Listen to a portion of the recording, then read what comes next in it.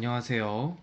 이번 시간에는 인터넷 실용 검색 부분에 지난 시간에는 이제 문제 9번, 문제 9번 이제 도보 지도 경로 검색 문제를 해봤는데요. 이번 시간에는 문제 10번과 11번 정보 검색에 관련된 문제 두 개를 예제를 한번 풀어보도록 하겠습니다. 페이지는 책 50 교재 56쪽입니다.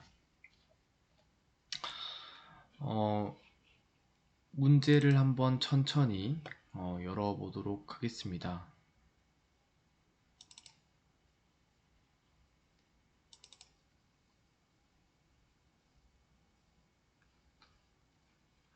자, 봅시다. 문제 한번 같이 살펴봅시다. 운전면허증 뒷면에 성명, 생년월일 뭐 등등등등 영문 운전면허증은 신규 취득 재발급 적성검사 갱신 때 뭐 발급받을 수 있대요.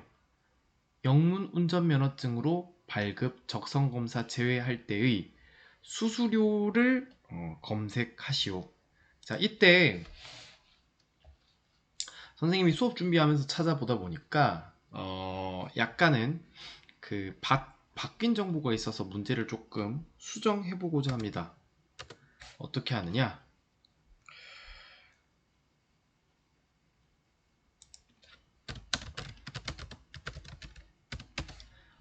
요거를 추가해 주는 게 좋을 것 같아요. 왜냐하면 최근에 영문 운전면허증도 모바일 IC 기능이 탑재된 면허증이 있고 일반 이제 영문 운전면허증이 별도로 구분되어 있어서 죄송합니다. 거기에 따른 이제 수수료가 조금 차이가 있더라고요. 여기 문제 10번에서는 일반 영문 운전면허증에 어떤 적성검사 금액이 제외된 수수료를 검색을 해보도록 하겠습니다. 자, 먼저 문제 10번과 11번을 한번 이제 살펴보게 될 때 선생님이 인터넷 문제를 많이 풀어본 경험상 문제의 중간에 핵심 키워드가 있는 경우보다는 문제의 맨 앞 아니면 뒤쪽에 있는 경우가 많았는데 선생님이 딱 잘라서 이야기하자면 앞보다 최근에는 문제의 맨 뒤쪽에 그러니까 문제의 뒷부분에 있는 문장이 핵심 키워드가 들어있는 문장이 굉장히 많았어요. 이건 어떻게 보면 스킬이긴 하지만 문제를 처음 보면 한 3줄, 4줄 정도 되는데 여러분들께서 어떤 단어라든지 어떤 문장의 뜻이나 의미를 모르면 굉장히 당황해야 할 수 있는데요. 여기서 운전면허증이라는 말이 굉장히 자주 나와요. 그쵸? 운전면허증의 의미는 정확하게 모르지만 어떤 운전에 필요한 자격증이라는 말은 여러분들이 알 거예요. 운전면허증이란 말이 총 한 번, 두 번, 세 번, 네 번 나와요. 그럼 여기서 가장 뒤쪽에 있는 운전면허증 관련된 문장이 핵심 키워드라고 생각하면 될 것 같습니다. 그래서 이 부분인 거예요. 영문 운전면허증으로 발급할 때 수수료인데 단 조건이 적성검사가 제외됐고 일반 영문 수수료입니다. 단위는 원단이라고 하죠. 한번 찾아보겠습니다. 자, 구글에서 네이버로 들어갔습니다. 네이버로 들어갔고요. 그러면 이제 핵심 키워드를 검색을 할 때요. 다시 살펴보면 영문 운전면허증 뭐 수수료 정도면 될까요? 한번 이렇게 찾아볼게요.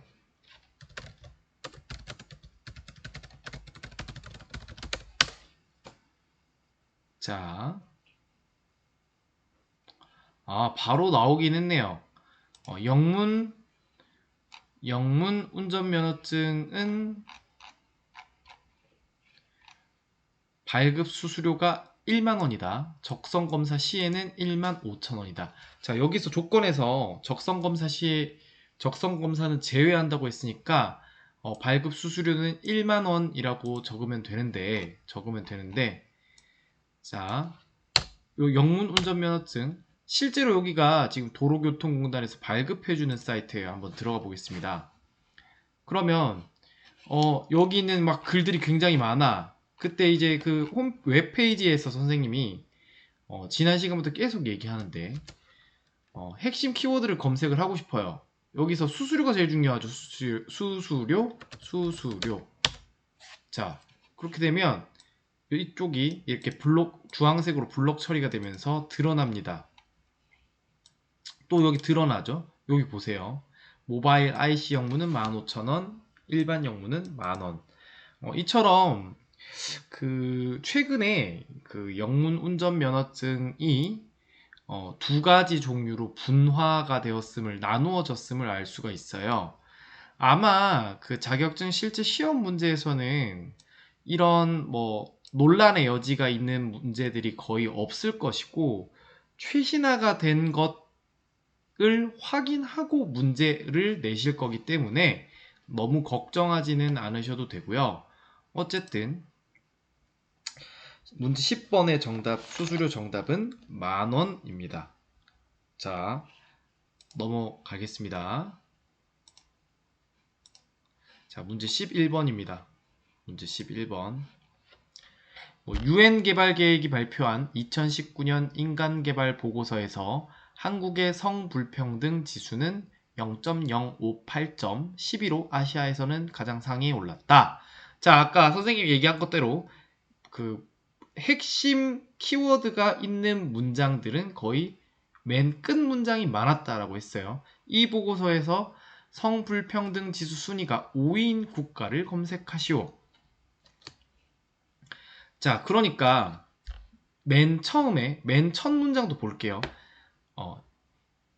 2019년 인간개발 보고서라는 말 들어오죠. 그러니까 아마 이렇게 요약하면 이렇게 되는 것 같아요. 2019년 인간개발 보고서라고 하는 곳에서 성불평등 지수 순위가 5위인 국가를 검색을 하는 게 이 문제의 핵심 키워드입니다. 그래서 여러분들 그 실용 검색 문제를 풀 때는 문제를 빠르게 한 3줄, 4줄 되는 문제를 한 30초 정도 되는 시간 동안 읽어야 돼요. 읽어보고 핵심 키워드가 뭔지 찾아야 되는데, 보통은 핵심 키워드는 성불평등 지수 순위가 5위인 국가, 요게 핵심 키워드가 되겠으나 성불평등 지수 순위가 5위라고만 검색을 하면 나오지 않을 거예요. 왜냐? 2019년에 5위인지 2020년에 5위인지 2023년에 5위인지 정확하지가 않죠. 그래서 2019년 인간개발 보고서라고 하는 것에 있는 성불평등 지수라고 맨 첫 문장과 맨 끝 문장을 활용해서 만들 수 있어요.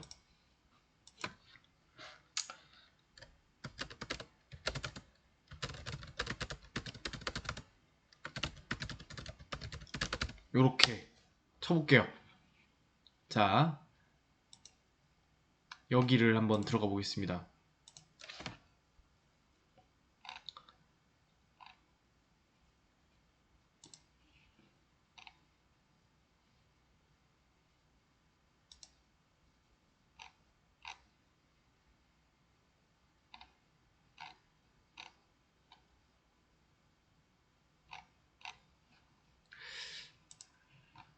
자, 이 기사가 떠서 선생님이 한번 눌러봤어요. 성불평등 지수 세계 10위 한국. 한국은 10위래요. 근데 이제 여기 보시면 5위를 찾는 게 순서였죠. 그래서 정답은 5위는 노르웨이입니다. 노르웨이. 자, 어떠세요?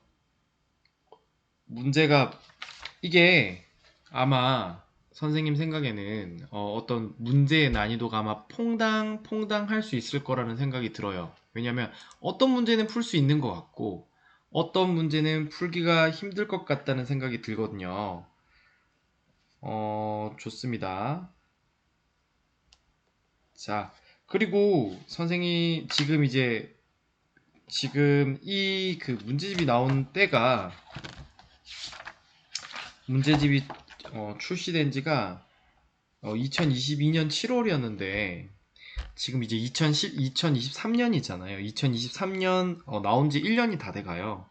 그래서 이제 그 1년 사이에도 꽤 많은 것이 변화가 되었거든요. 그럼 이제 한번 이제 그냥 끝내기는 조금 아쉬울 수 있을 것 같아서요. 62쪽에 출제 유형 완전 정복 한번 펴보도록 합시다. 문제 10번과 문제 11번 하나씩만 더 연습을 해보고 수업을 끝내보도록 하겠습니다.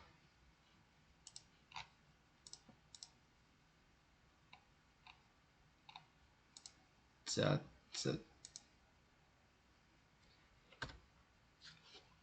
자, 서울시, 자, 잠시만요.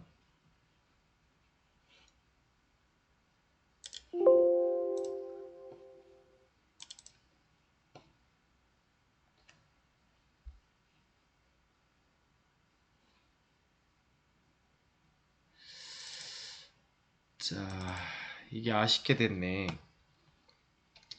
원래는 뭐 풀어주려고 하던 것이 있었는데요. 풀어주려고 하던 것이 있었는데 그 내용이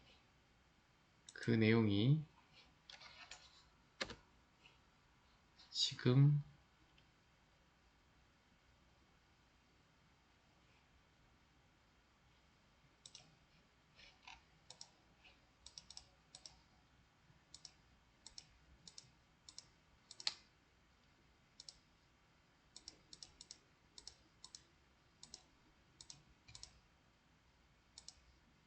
자, 그럼 이제 이거부터 한번 풀어보도록 합시다. 62쪽에 완전 정복 2 한번 읽어보도록 하겠습니다. 블룸버그의 건강 국가 지수는 조사 가능한 데이터를 보유한 국가를 대상으로 뭐 건강에 영향을 주는 요인들을 통해 국가별 순위를 매긴다고 합니다. 근데 2019년에 발표한 건강국가지수에서 21위 국가를 검색하시오. 약간 걱정이 되는 게요. 2019년에 발표한 건강국가지수니까 조금 되긴 됐죠. 그러니까 오래됐죠. 한 4년 전이네요. 그쵸? 21위 국가를 한번 검색해보라고 하니까 한번 검색해보죠. 뭐. 자, 블룸버그 건강국가지수 2019년 건강국가지수.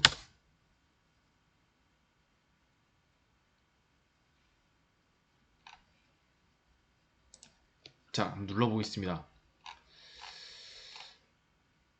아하, 여기 20위까지 밖에는 나와 있지 않은 것 같긴 해요.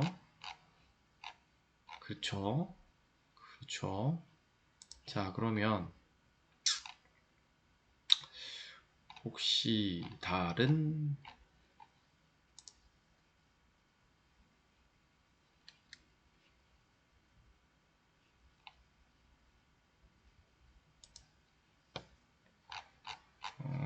여기도 없고요.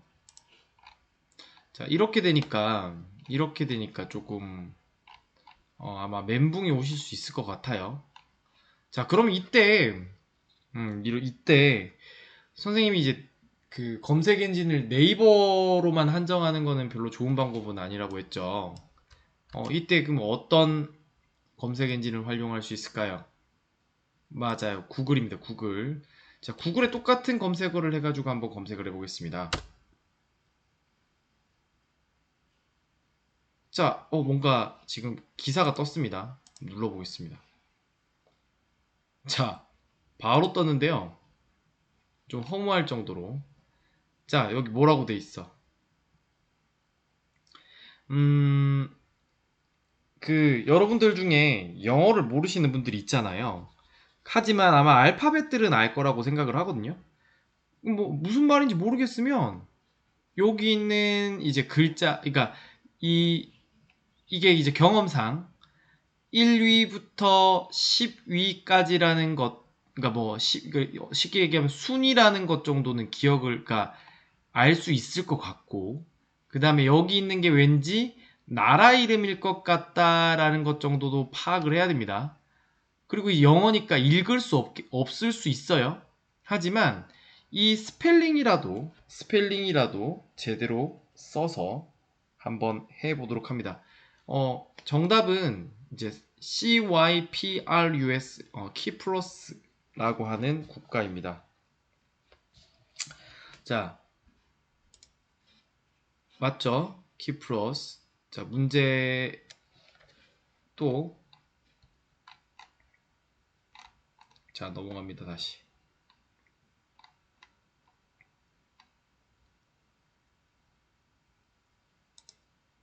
자, 대한민국의 국보는 뭐 그렇다고 합니다. 국보는 뭐 엄청 중요한 문화유산이겠죠. 여기 있네요. 자, 핵심 키워드입니다. 2019년 3월 6일 국보문화재로 지정된 국보 제325의 이름, 명칭을 검색하시오. 여기 중요한 건 국보 제325호의 이름, 명칭을 검색을 하는 겁니다. 자,